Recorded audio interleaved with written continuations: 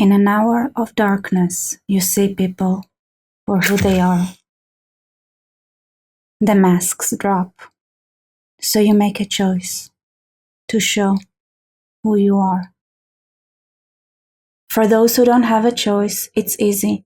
When you've been taught to fight all of your life, when you completely lost your faith in others, and when you stand side by side with your sisters and brothers defending the only place you call home, it ain't that hard, because I've seen a glimpse of something that is way harder, to be standing alone, not against a bloodthirsty enemy, but against your peers. And though it's common knowledge that any fortress will fall without its supply chain, taking action, defying trends, and consisting the entirety of an opposition in a given room, all by yourself, takes a different kind of courage. When October 7th happened, I was abroad, and I got to experience very closely how it feels like when your experience is not being reciprocated by people around you, when they either shrug in whatever or cheerfully glee in your face. The horror I felt was immense, to be completely honest. But even though that's the reality, there are a lot of people who risk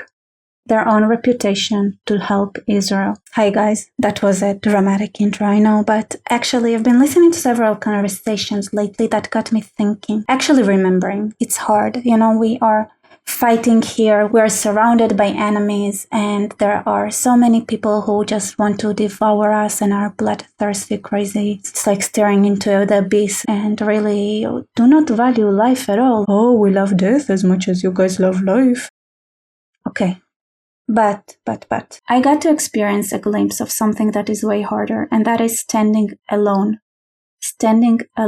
in a room where everyone else does not understand what you're talking about, when everyone else around you grew up in societies that do not understand evil, do not see evil, do not speak evil, do not hear evil, deny evil, and even if it's there, up close, they've learned all their lives to ignore it, so they can't even point it out. And if somebody tries to point it out and speak the truth and say that's evil, they get outraged. And those are not bloodthirsty enemies that you can just ignore and be like, okay, I have no choice but to fight them.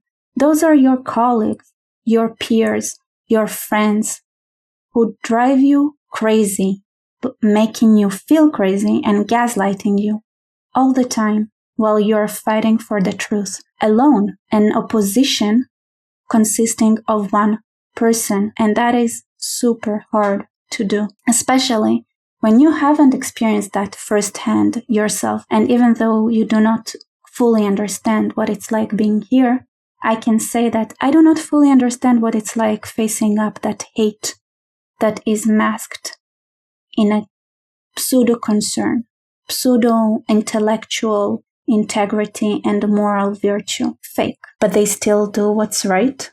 And I know that it comes from a place of this is the right thing to do. That's also incredibly amazing. And people who had bought flights for Israelis who had been searching for a flight to come home and fight, and those who had equipped the IDF with merchandise and those who fought to represent us abroad.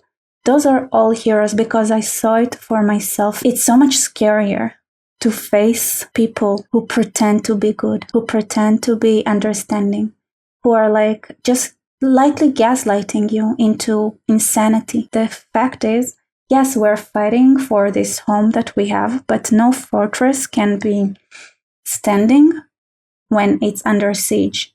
We have to have our allies, and those who support Israel in a time when it's so easy to just hide and just, even those who are on our side cannot fathom or understand or even speak the real truth. And they still do it.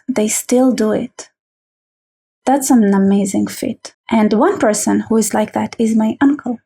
That even though he might be the only Republican supporter in the room, would still stay true to himself. And by the way, I have a link below in this description for IDF merch, and 100% of the profit goes for IDF. And that is an initiative that my uncle took. So I want to say thank you for being so amazing and supportive, and for standing with us even when you're the only person in the room who does that. And I want to say thank you. And I also want to say happy birthday, Uncle. 42 is the meaning of life. It's amazing. Stay healthy and strong, and I love you very, very much. Your niece. Your bestest niece that you love the most out of all of them. Just for the record. And everyone else, like, comment, subscribe. And if you are there with us fighting against the rest of the world and doing what's right, when it's definitely not the current trend, and it's so easy to just be like, then I want to say thank you.